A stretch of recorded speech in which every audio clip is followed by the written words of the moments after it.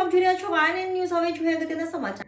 વડોદરા શહેરની ઐતિહાસિક ઇમારત લાલકોટના બહારના ભાગને માનનીય ધારાસભ્ય બાળકૃષ્ણ ખંડેરાવ શુક્લ બાળુ શુક્લની ગ્રાન્ટમાંથી ₹35 લાખના ખર્ચે ડાયનામિક ફસાદ લાઇટિંગથી સુશોભિત કરવાના કામનો રામનવમીના દિવસે શુભારંભ.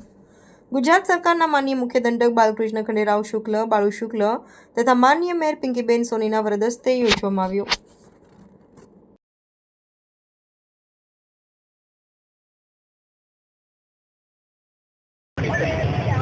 વડોદરા મહાનગરપાલિકા દ્વારા વડોદરાને લઈ જવા માટે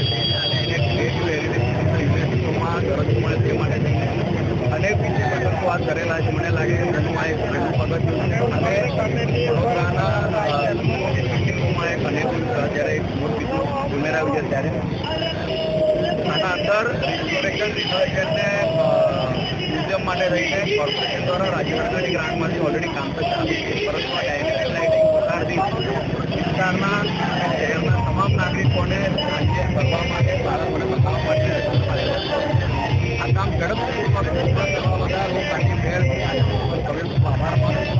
આપણા માધ્યમથી તમામ નગરજનોને પણ વિનંતી કરું છું કે આ બધા આપણા કુટુંબીજનોને બાળકોને આવો અને વડોદરાનું જે નવું છે આપણે બધા સાથે રહીને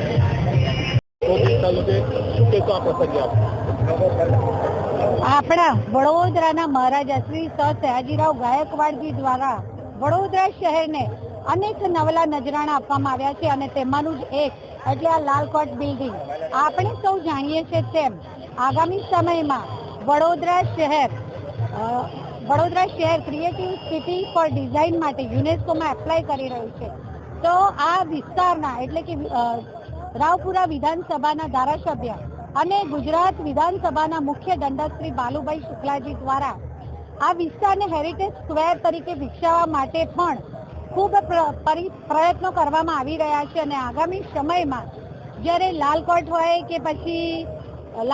કે ન્યાય મંદિરની બિલ્ડિંગ હોય ત્યાં આર્ટ ગેલેરી બનવા જઈ રહી હોય કે મ્યુઝિયમ બનવા જઈ રહ્યું હોય અને આવા અનેક આયોજનો હાથ ધરવામાં આવનાર છે, ત્યારે બાલુભાઈ દ્વારા આ લાલકોટ બિલ્ડિંગ પર 35 લાખના ખર્ચે ડાયનામિક ફસાડ લાઇટિંગનું એમને પ્રયોજન કર્યું હતું. એનું આજે ઇનોગ્રેશન કરવામાં આવ્યું છે. અત્યારે ચૈત્રી નવરાત્રિ એટલે કે મા શક્તિની ભક્તિ અને આરાધનાના પર્વ એવા નવરાત્રિનું 9મું નોરતું તો મર્યાદા પુરુષોત્તમ ભગવાન શ્રી રામના આજના જન્મ જયંતિ અવસર એટલે કે રામનવમીના અવસર પર તો સાથે સાથે ભારતની જનતા માટે સતત Subscribe now and press the bell icon. Never miss an update.